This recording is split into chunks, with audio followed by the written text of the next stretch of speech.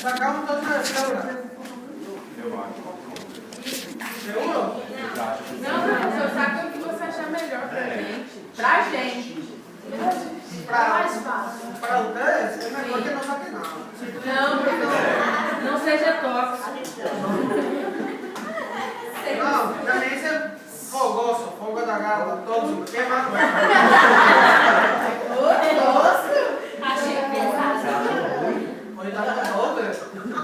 Sextou. Gente, ele é fogoso.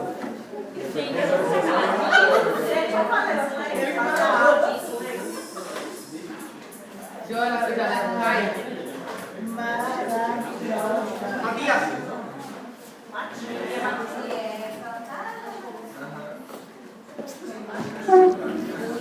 Ahora sí ya le reconoce.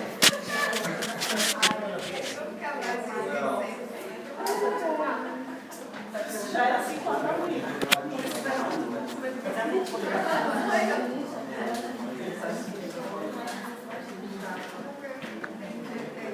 Essa cadeira aqui é grande demais. Eu tinha faltado dentro. O es muy pequeña la cadera. Professor.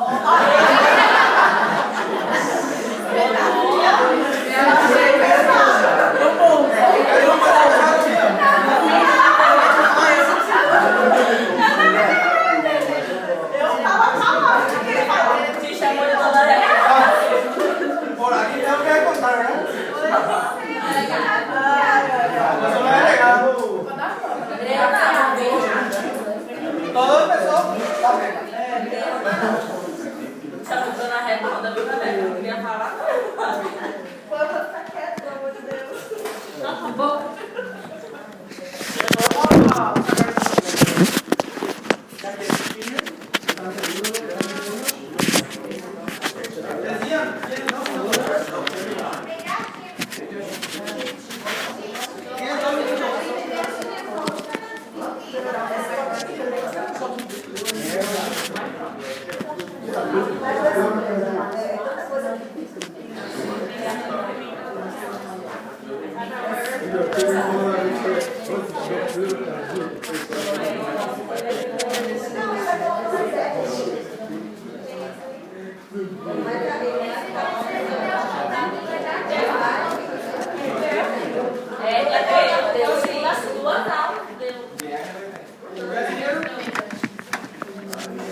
¿Qué sacamos?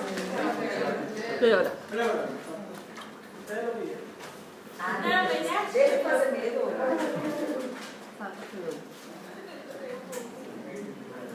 Bueno, el examen va a ser de la manera que fue la clase pasada, el parcial pasado. Va a ser de la misma manera, va a ser los mismos juegos. Solamente que le vamos a agregar gabaritos, ¿sí? Para que lo pueda corregir más rápido la prueba de ustedes. ¿Sí? ¿Conocen la prueba del doctor Charles? Sí. Eso lo fácil. Tecnológico. Mas passa por um chá. Isso. A prova do chá foi Um gabarito, ele tá corrigindo, é só um gabarito agora.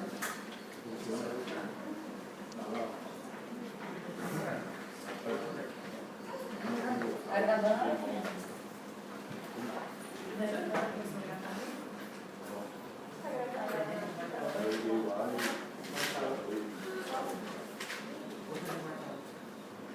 Tem indicador. Pamela, ¿qué es una hernia? Quando ela responder o que ela está falando, responda você. Ele só falou. ¿Qué es una hernia?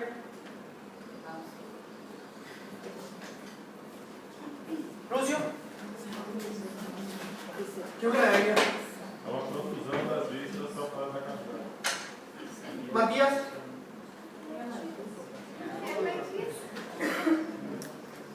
Bruno es tu, ¿verdad? Lucas. ¿El que me debe un lunch?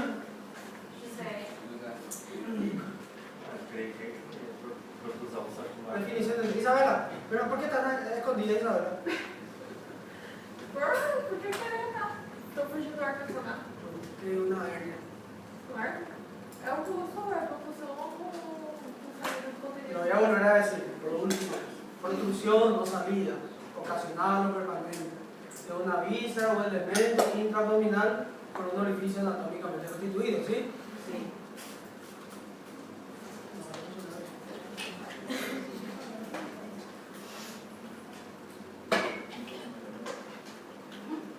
Me salí de una cámara, me está mirando, yo me quiero ver. Bueno, esto es protrusión o salida, ocasional o permanente, de un elemento intraabdominal o víscera por un orificio anatómicamente constituido.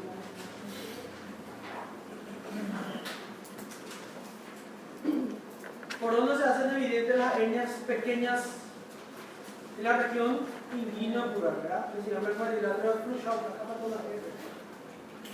Los límites, este está mal, pero yo no voy a la iniciativa, nunca arreglé la iniciativa.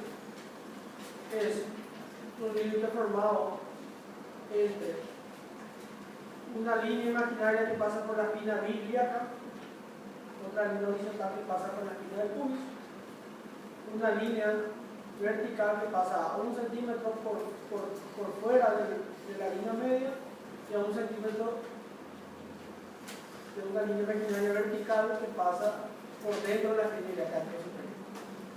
Y vamos a hacer la primera maniobra que se llama maniobra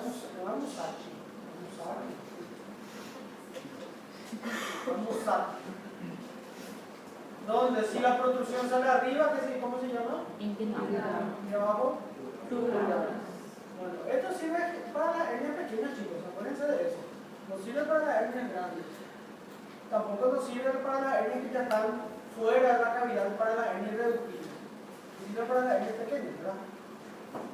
Bueno, la región inguinal, el conducto inguinal, ya saben seguramente más que nadie, que es un espacio comprendido entre las inserciones pélvicas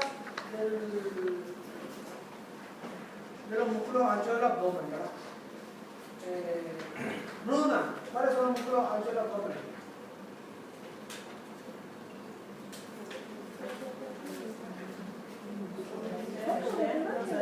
Este tiempo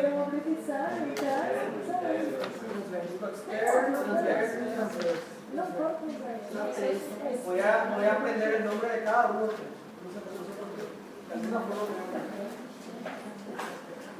Bueno,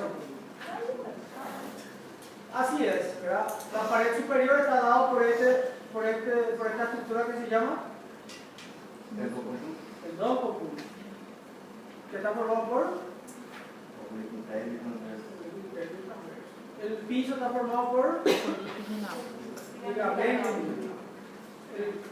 La pared externa o anterior, perdón, poderoso y el oblicuo mayor.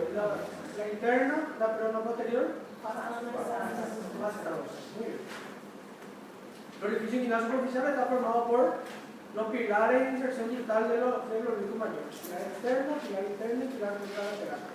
Del lado que se llama un pilar posterior. El orificio anillo inguinal profundo está dado por el ligamento de Kesselbach acompañado de la fascia transversal. Y ahí viene la arteria epigastria. Bueno, esto es un resumen acá. Existe lo que se llama el triángulo de Kesselbach, que es la zona de debilidad de la pared posterior, ¿verdad? Que está formada por la arteria epigástrica, el borde externo del recto inferior y el ligamento inguinal. Como esa zona no está reforzada, por ahí van a protruir las hernias de qué tipo? Directa. Muy bien. No lo voy a contar esto porque hace falta que sepan, no lo voy a preguntar. Esto es lo que tienen que saber, ¿sí? Este cuadro. Orificio inguinal superficial, aponeurosis y oblicuo externo. Orificio inguinal profundo, fase transversal y ligamento de Kesselbach.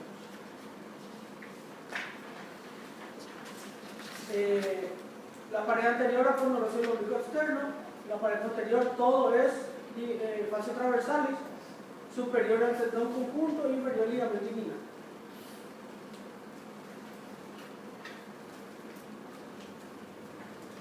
que tenemos un esquema de las fases transversales, ligamento de Kesselbach que está formando el orificio inguinal profundo, el ligamento inguinal, el tendón conjunto por arriba y la aponeurosis del oblicuo externo por delante formando así el orificio inguinal superficial. ¿Estamos? Fácil. Bueno.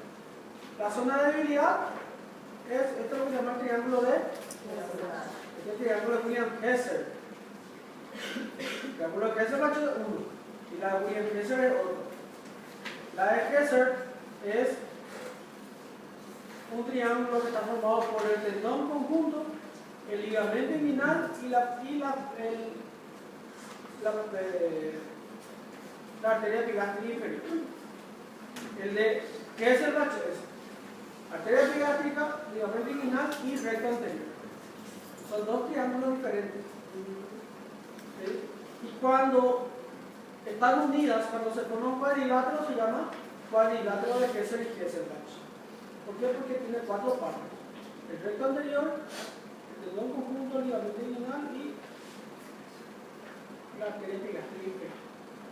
E nesse aí também sai as hernias diretas? Sí, por ahí empieza la hernia directa.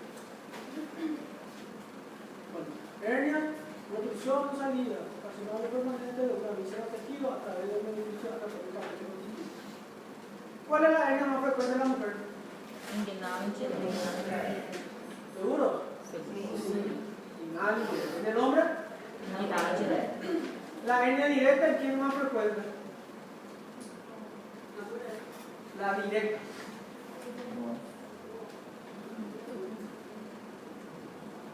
¿En el hombre o en la mujer? No. En el hombre. Ahí. Tanto que la directa es la excepción en el sexo femenino. O sea, significa que es más raro que la directa sea en el sexo femenino. Y la hernia crural es más frecuente de la mujer, ¿verdad? En todo el mundo las hernias inguinocrurales son las más frecuentes. ¿Sí? De todas las hernias que hay, epigástrica, umbilical, diafragmática, etc. Ahora, la hernia inguinal indirecta es el más frecuente en ambos sexos, pero aún así es más frecuente en el sexo masculino. ¿Está bien? Vamos a comparar todas las hernias indirectas de todas las mujeres con todos los hombres, los hombres van a ser más, ¿verdad? Ahora, entre las hernias directas es mucho más frecuente en el sexo masculino que en el sexo femenino, y la hernia crural es mucho más frecuente en el sexo femenino que en el sexo masculino. ¿Estamos? ¿Entendieron eso? Parte de una hernia. Para que se forme una hernia, la hernia tiene que tener un orificio herniario, un saco herniario y un contenido. O sea, si no hay orificio, no va a haber hernia. ¿O sí va a haber? No va a haber. Si hay orificio y si no hay saco, tampoco va a haber. Si hay orificio, si hay saco y si no hay contenido, tampoco se considera una hernia. O sea, tiene que tener los tres. Tiene que tener un orificio o un anillo, un saco y un contenido. ¿Verdad? Esas son las partes de una hernia. Y el saco herniario tiene otra vez con su forma, es una forma piriforme. Ustedes cuando leen que se llama, dicen piriforme, tiene que tiene una forma de pera. ¿Sí? Vamos a compararlo con una pera. Tiene una boca, un cuello, un cuerpo y un fondo. Parece una vesícula, ¿verdad? Bueno, ¿cómo se clasifican las hernias?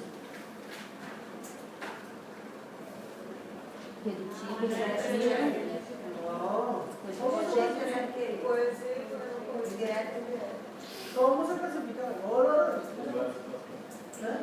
Varias clasificaciones. Hay 4 clasificaciones. Según su localización, de acuerdo a la localización, si es inguinal, se va a llamar inguinal. Si es crural, crural. Si es la línea media que tiene epigastrio, epigastrio. Si es en la zona lumbar, en la lumbar. Si es diafragmática, diafragmática. Si es dentro del abdomen, hernia interna.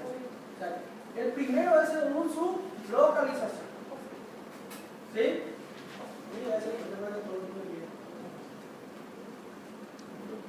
Segunda pelo contenido. Segunda por el contenido. ¿Listo? ¿Quién es el amigo tóxico? ¿Vos? Bueno.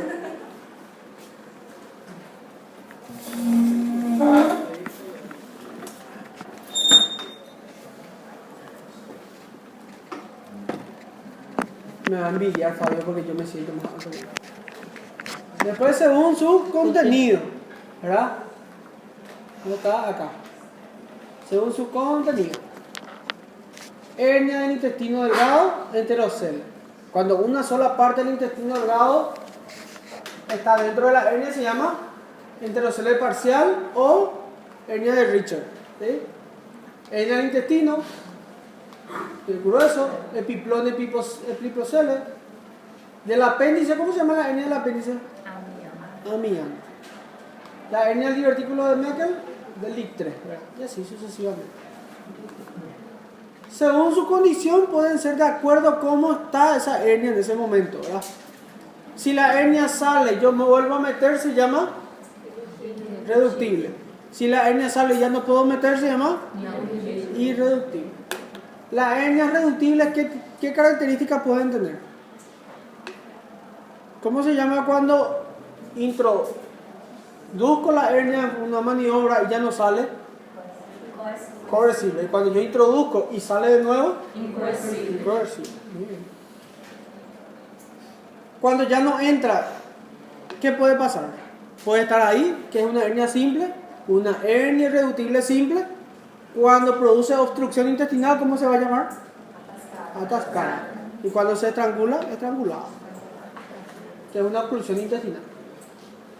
Y según su etiología pueden ser congénitas y adquiridas, ¿verdad? Congénitas es generalmente ¿por qué? Nació con el factor predisponente. ¿Y cuál es el factor predisponente de una hernia indirecta? Qual que é o fator Expôs.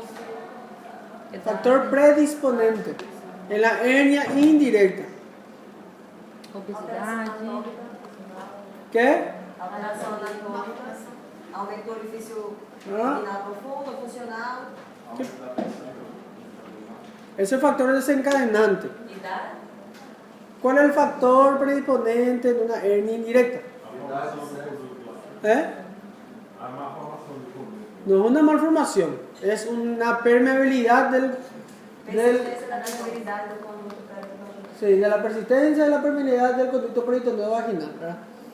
¿Qué es lo que pasa? Cuando nosotros nacemos, o sea, nosotros cuando estamos dentro de la madre, los testículos están dentro de la cavidad abdominal.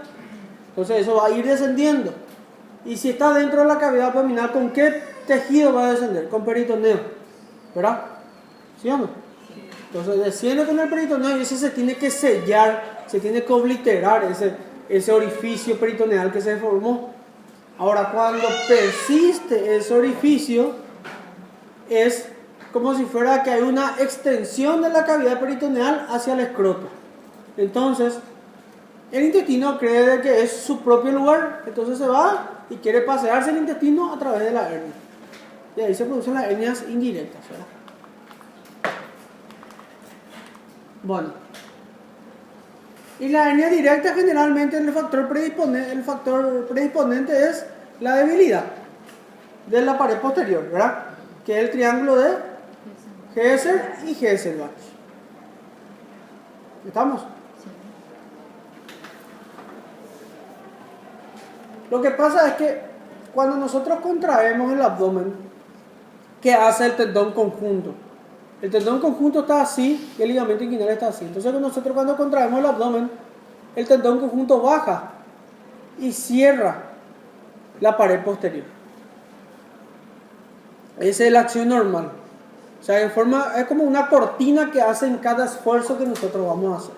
Pero en algún momento ese esfuerzo se va a ver insuficiente, ¿verdad? Entonces ahí se producen las hernias directas que vienen empujando la pared posterior, vienen de atrás y salen, ¿verdad? Bueno, semiología herniaria, lo primero que tenemos que hacer al paciente es desvestirle en su totalidad, ponerle de pie al paciente y evaluar las zonas herniarias. le hacemos la maniobra de Musat si es pequeña, y si es grande, vamos a introducir. Esa maniobra se llama maniobra de Andrews, ¿verdad? Donde buscamos el orificio inguinal superficial, introducimos la hernia y le decimos al paciente que haga un esfuerzo. ¿Cómo van a ser las hernias indirectas? ¿Cómo vamos a sentir la hernia? En la punta del dedo. Y las hernias directas en la zona lateral del dedo, ¿verdad? Muy bien. Y la otra maniobra, la maniobra de Landívar, en donde yo introduzco la hernia y tapo el orificio inguinal profundo a 2 centímetros por dentro, y 2 centímetros por arriba de la espina ilíaca anterosuperior, y le digo al paciente que haga un esfuerzo. Si sale la tumoración, es una hernia directa. ¿Por qué? Porque yo estoy tapando el orificio inguinal profundo. Y si no sale, es indirecta. Muy bien.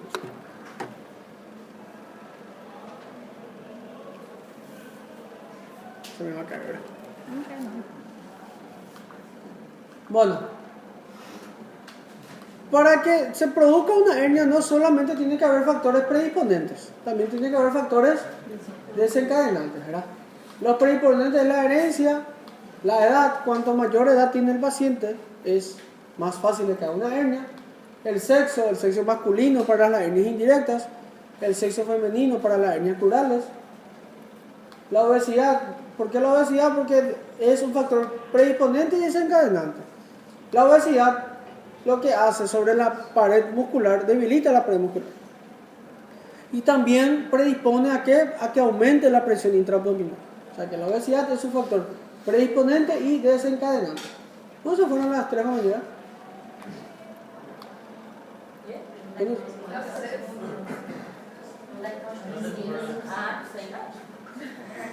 ¿Están bravos?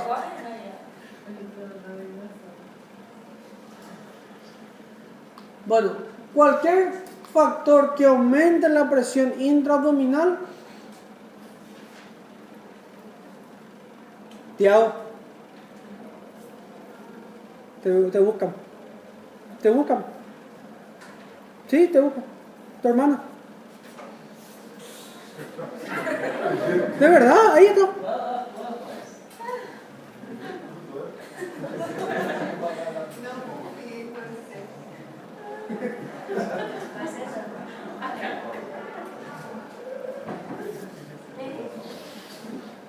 Esta gente quiere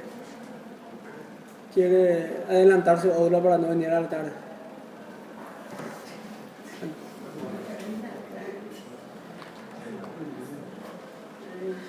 Bueno, entonces cualquier cosa que aumente la presión intraabdominal va a generar de que el intestino quiera salir. ¿Por qué quiere salir el intestino delgado más frecuentemente? El epiplom. Porque son órganos libres. Están en plena libertad, ¿verdad? No están unidas a la pared abdominal posterior, pero son muy libres, son muy laxas, entonces puede salir fácilmente. Y como el colon es más difícil de que salga, el hígado no puede salir porque está fijado, y los otros órganos, ¿cuál es el primero que va a salir de la casa cuando hay un problema? El más débil, ¿verdad? En este caso el epiplom o el intestino delgado. Bueno, esta clasificación de Corbellini es muy fácil, ¿verdad? Porque la hernia indirecta es intrainguinal, o sea que pasa por el orificio inguinal profundo al superficial, o sea que penetra por todo el trayecto del orificio inguinal. La retroinguinal o directa y la mixta, ¿verdad? ¿Cuál es la utilidad de la ecografía en una hernia? ¿Para qué sirve?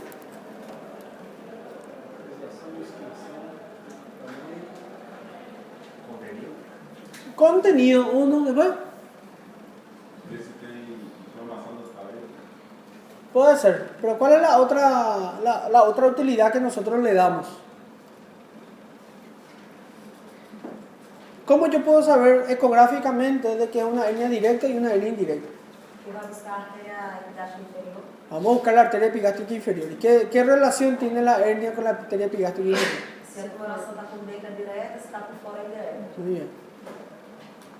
Vamos a volver atrás. Le vamos a hacer una ecografía al paciente. ¿Dónde está nuestra arteria epigástica?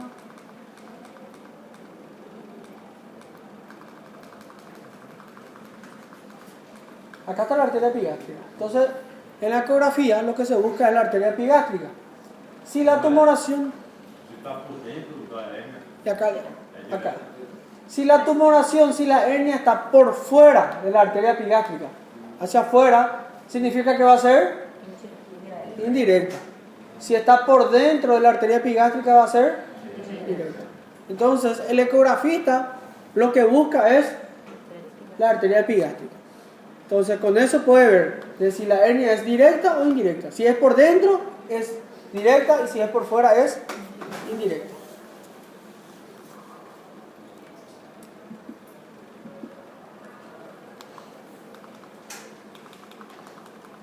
Bueno, la clasificación de Corbellini, nos quedamos acá. Hernias intrainguinales son las o las indirectas, ¿verdad? Son lo que estábamos hablando. Las retroinguinales o directas, esto no hace falta que sepan. Hernias mixtas, cuando hay doble hernia, esto no le voy a preguntar. Hernia por deslizamiento es cuando la pared forma parte del saco, ¿verdad? ¿Qué es lo que pasa? La vejiga es un órgano extraperitoneal, ¿verdad? Y el saco urinario es... ¿De qué está compuesto el saco urinario? De peritoneo. Entonces, tiene que tener dos capas peritoneales, o sea, tiene que tener una envoltura peritoneal. Y si la vejiga sale por él, la vejiga no está dentro del peritoneo, sino que está por fuera. Entonces, es como le retrajo la hernia a la vejiga, le trae una parte. Y eso se llama hernia por deslizamiento. ¿Y cómo nos damos cuenta?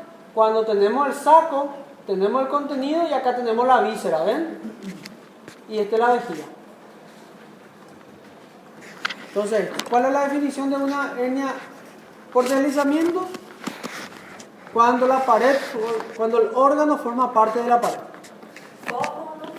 Forma. Hernia recidivada es cuando recidiva la hernia. ¿Y cómo yo voy a evitar la hernia recidivada? Tengo que tratar los factores desencadenantes. O sea que si el paciente viene por tos, tengo que tratarle su tos. Si el paciente tiene prostatismo, tengo que tratarle su prostatismo. Y así sucesivamente. Quando o órgano não parte da parede, forma parte da parede. Forma parte de la pared.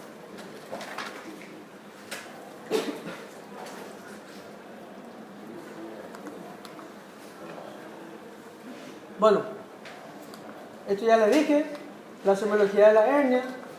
¿Cómo se llama la maniobra que vamos a hacer para aumentar la presión abdominal? Muy bien. Maniobra de Andrew ya saben.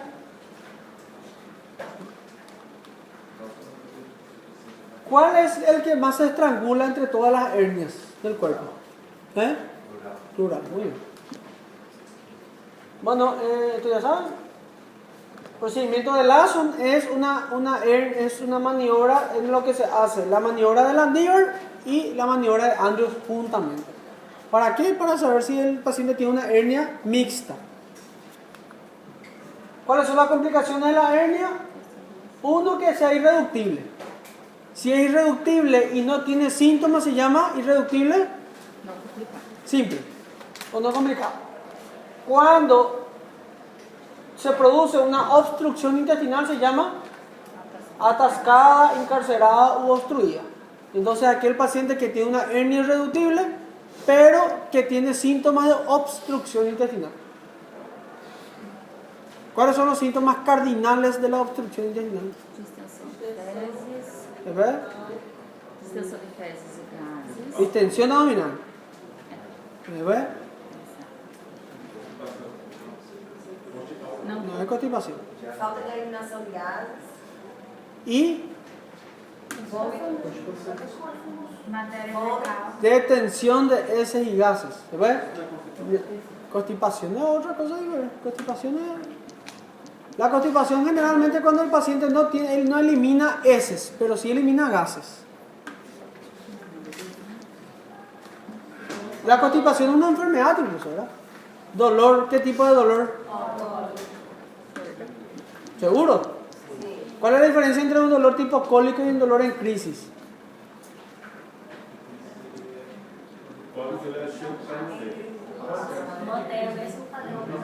El cólico es un dolor continuo que se exacerba. Y en crisis, el crisis sube, baja el dolor. ¿Cuál es el dolor de la obstrucción intestinal? ¿Cólico o en crisis? En crisis. El intestino lo que hace es aumenta el peristaltismo. Hace su peristaltismo, busca el lugar donde está obstruido y hace más fuerza. Entonces, ¿qué hace? El peristaltismo es tan intenso de que duele eso. Ahora, ¿qué pasa? El peristaltismo no es continuo. Eso se vuelve descansa, ¿verdad? Y cuando descansa, pasa el dolor. Vuelve otra vez el dolor después. Entonces, ¿cuándo se contrae el intestino? Acuérdense que el peristaltismo es continuo, ¿verdad? Se produce el peristaltismo, viene un tiempo de pausa. Se produce el peristaltismo, viene otro tiempo de pausa. Y en esse tiempo de pausa não há dolor, generalmente. Quando ela não está lascada, então assim, diminuindo a drenagem, ali ela não pode causar nada. Acá, vamos a suponer, está atacada. Lo que puede doler continuamente es el sitio de la hernia. Eso sí puede doler continuamente. Pero el dolor en crisis acá va a venir el peristaltismo, va a querer vencer, no vence y duele. Después viene un periodo de pausa, deja de doler. Después viene otra vez un periodo de hiperperistaltismo y duele. Pero el sitio de la hernia sí puede doler continuamente. Es un dolor punzante generalmente. Pero el dolor de la obstrucción intestinal o la oclusión intestinal es un dolor en crisis. Cuando está estrangulado, cuando ya hay sufrimiento vascular. Esto ya es una emergencia. El paciente tiene que operarse si es tanto acá como acá.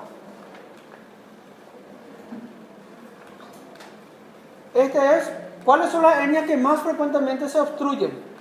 O se estrangulan, mejor dicho. La hernia de Richter y la hernia en doble asa, ¿verdad? La hernia de Richter es el enterocele parcial. Y la hernia en doble asa es cuando dos asas están dentro del saco y el asa que está fuera del saco se estrangula, ¿verdad? Incluso puede tener en forma de W. Tratamiento de una hernia, todas las hernias se tienen que operar. Salvo que el paciente no tenga forma de operarse. ¿Cuáles son los pacientes que no tienen forma de operarse? Eso se llama inoperabilidad. Una cosa es la irresecabilidad. La otra cosa es la inoperabilidad. Irresecable significa que no se puede sacar. ¿Sí? Inoperable significa que no se puede operar.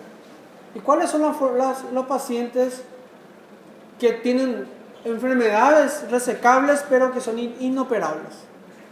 Los pacientes que tienen una diabetes descompensada, los pacientes que tienen una insuficiencia cardíaca descompensada, los pacientes que tienen una ACV que no está compensado. O sea que esos pacientes yo les meto al quirófano y van a morir. No por la cirugía, sino por el evento de la anestesia y el CIRS. Entonces esos pacientes se catalogan como inoperables. Irresecable es cuando yo no puedo sacar la tumoración, la hernia, no puedo sacar el órgano, etc. ¿Por qué? Porque hay cosas que impiden que yo saque. Eso es diferente. Técnica no lo veía, era que no entraba, ¿verdad? No. Técnica no entra, entonces no hace falta. Eso es todo lo que dice la hernia inguinal. Hernia plural vimos. Sí, ¿verdad?